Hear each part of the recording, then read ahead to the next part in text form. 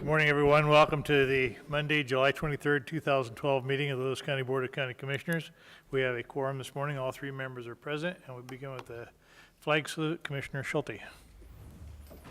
I pledge allegiance to the flag of the United States of America and to the republic for which it stands, one nation under God, indivisible, with liberty and justice for all.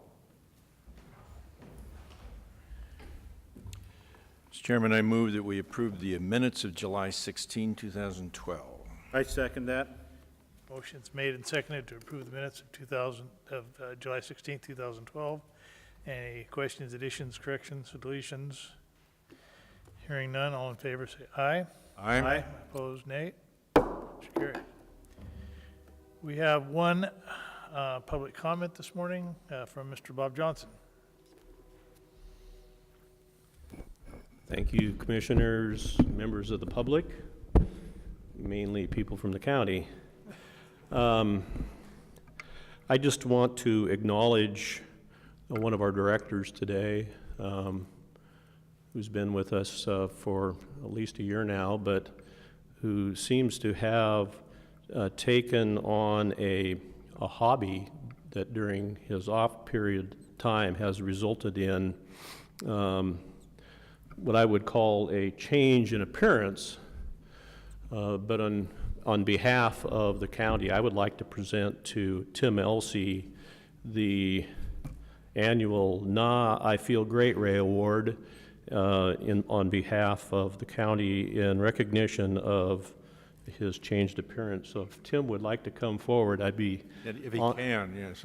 honored to present to Tim this award. And Is this a Bill Teitzel? This is a Bill Teitzel Award, yes. Congratulations, Tim. Thank you.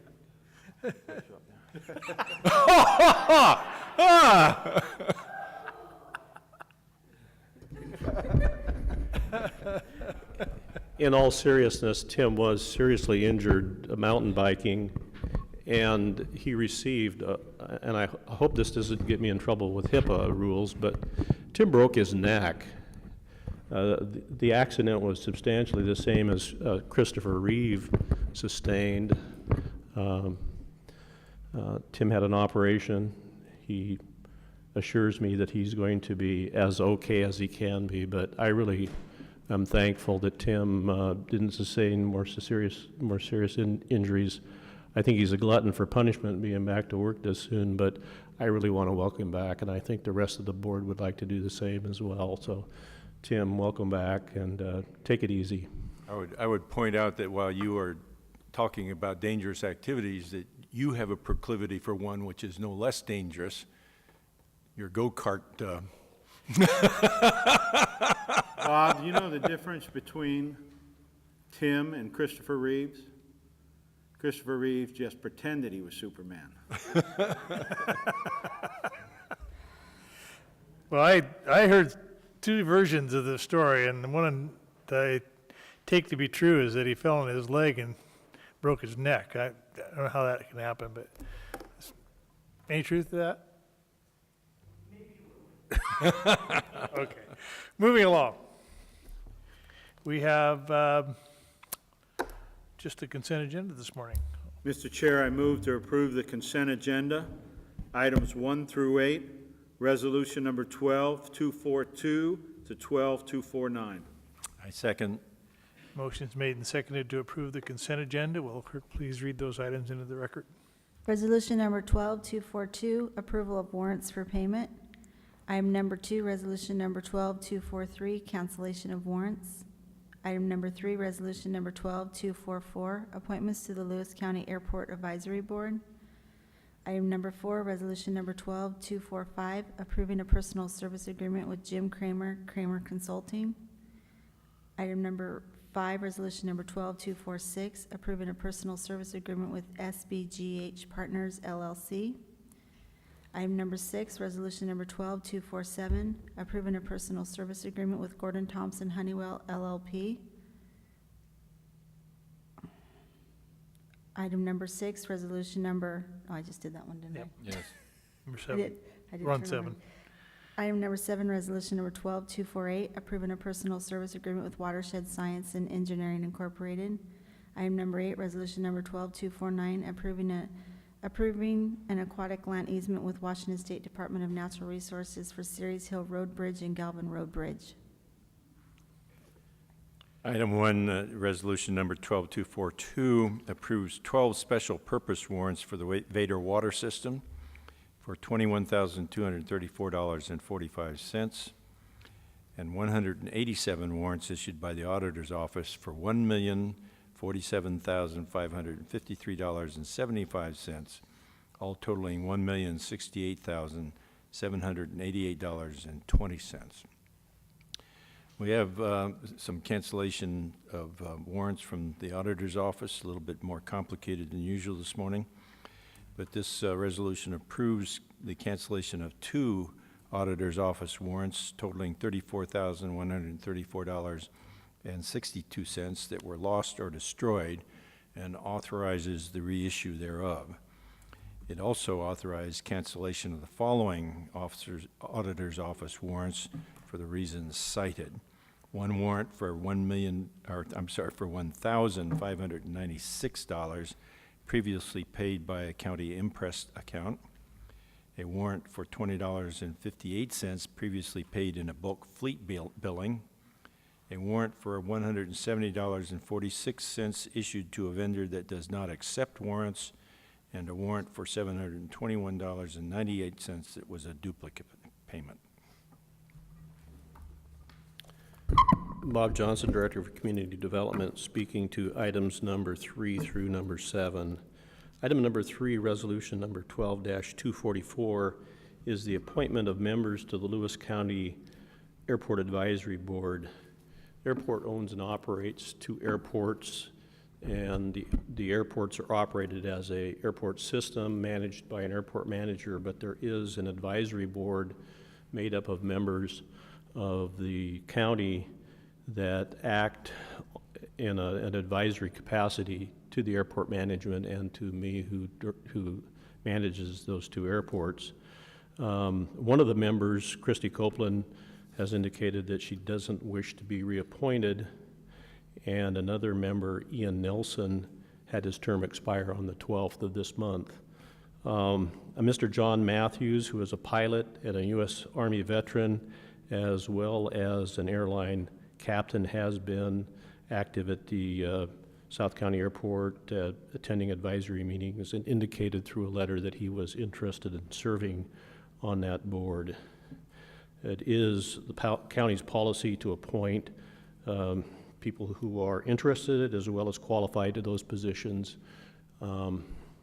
Recommendation is to appoint, and so this resolution appoints both John Matthews and Ian Nelson to 4-year terms that will expire on July 12th, 2016.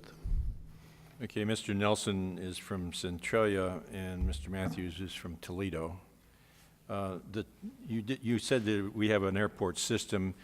You mentioned South County, which some know as the Toledo Airport, and the other is the Packwood Airport. It is not the Centralia-Chehalis Airport, which is jointly owned by the county and the city and has a separate board of its own. That's correct. Item number 4, resolution number 12-245, resolution number 12-246, resolution 12-247, and 248 are all contracts providing service to the flood authority. The Chehalis Basin Flood Authority, which is made up of cities and counties within the county Lewis, Thurston, and Grace Harbor, provides for and receives state funding for flood mitigation projects within the Chehalis River Basin. They're funded currently by a budget item, $1.32 million originally, but it was raised. OFM's contributed some other money, and in the last several weeks, you in fact signed an interlocal agreement with OFM for $1.38 million to assist the Flood Authority through June 30 of 2013. Some of these folks have in fact had contracts with the Flood Authority to provide services. SBGH Partners has been providing advisory as well as administrative support to the Flood Authority. Gordon Thomas Honeywell has been providing services through Lara Fowler, who is no longer with Gordon Thomas Honeywell. She moved to Pennsylvania, I believe, to take up her husband. Her husband got a job there, and she'll be teaching as well. And so the administrative and other support to the Flood Authority kind of terminated with with Lara's leaving and with the end of the contract that ended June 30 of this year.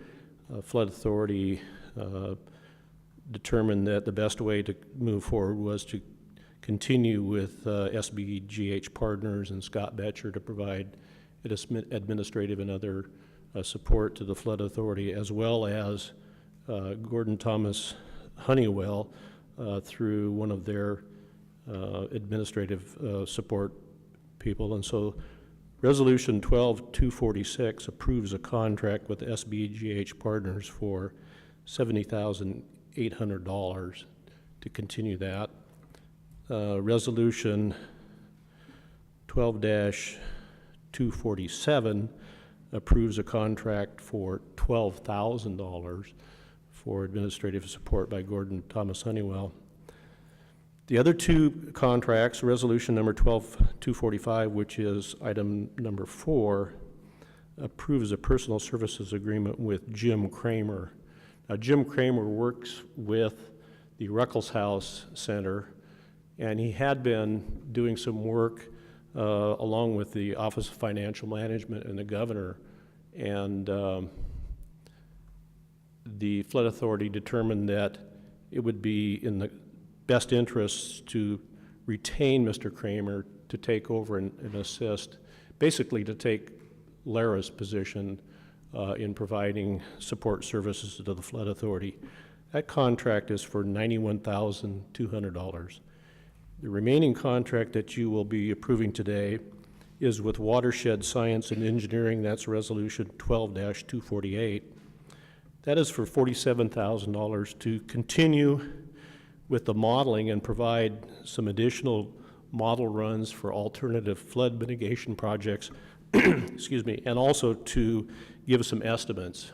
So it's $42,000 for modeling, $5,000 to assist in paying for the cost estimates that he'll be providing.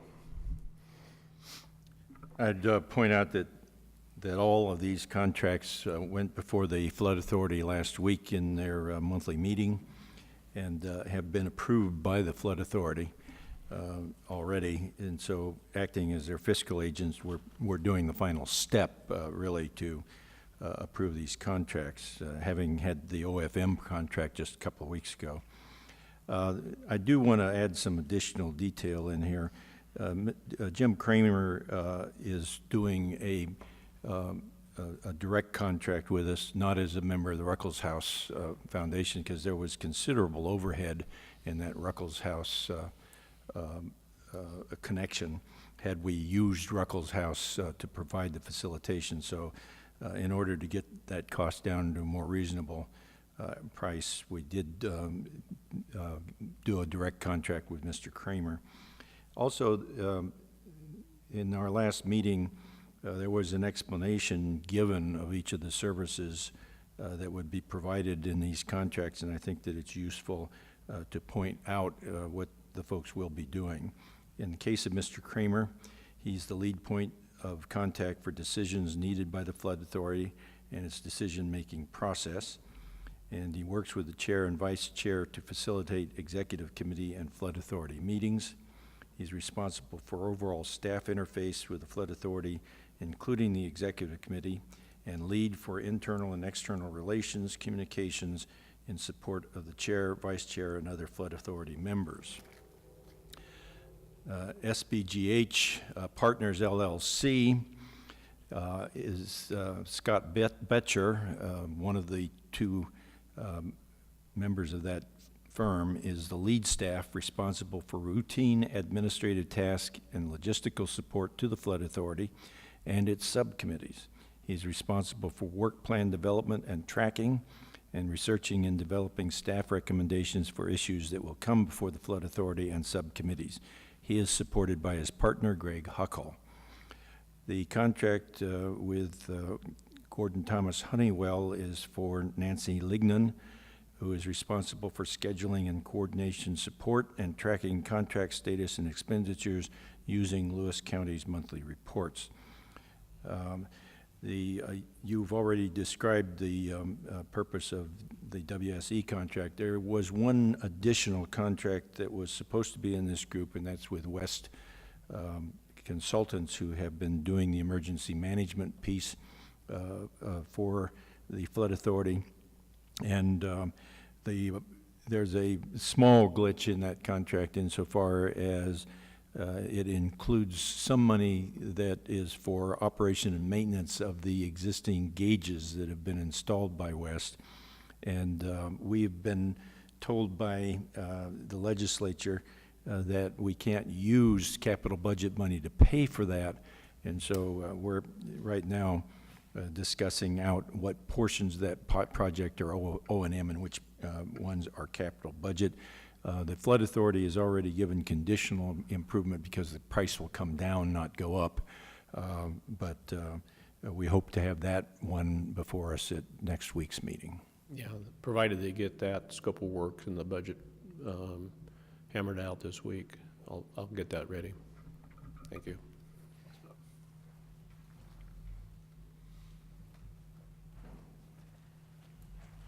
Good morning, Commissioners. Tim Elsey, Lewis County Public Works Director, speaking to the last item on your agenda, approving an aquatic lands easement with Washington State Department of Natural Resources for the Ceres Hill Road Bridge and Galvin Road Bridge.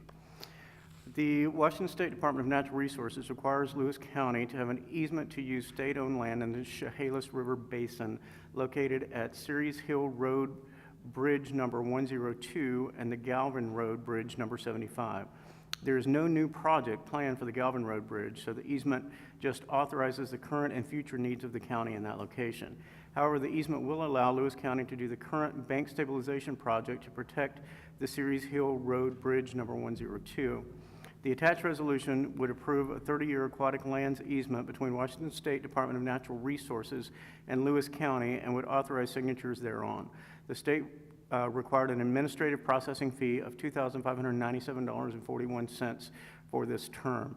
And I would like to congratulate and thank the employees of Lewis County Public Works, Larry Unselman, Ann Weckbeck, Kelly Albert, Rod Lakey, Kevin Corpy, Eric Martin, and Martin Roy and his surveying crew for ensuring that we get this done in a timely manner.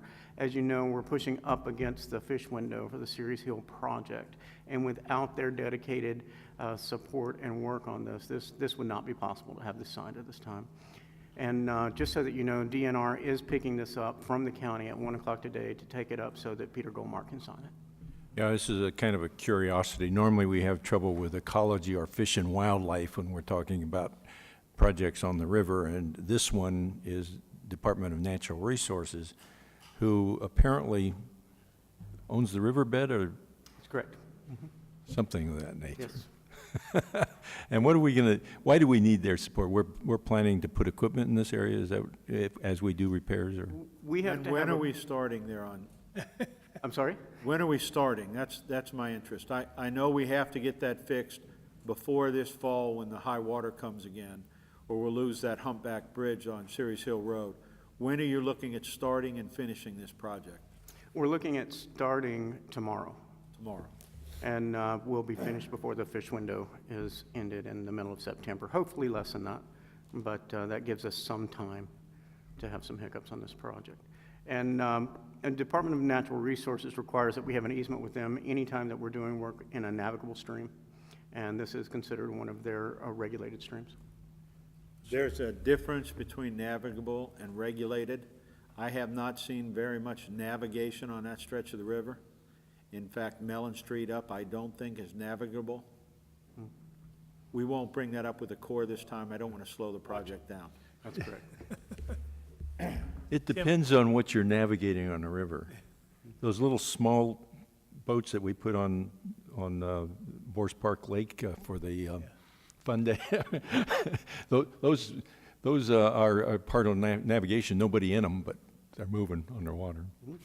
Tim, I note that this is a 30-year agreement. Is this replacing a 30-year agreement, or just something new that they've come up with? This is something new that they've been enforcing within the last couple of years. Okay. I was going to challenge doing a 30-year agreement, but it's them that are doing the 30-year Yeah, agreement. Thank you. Are there any further comments on the consent agenda?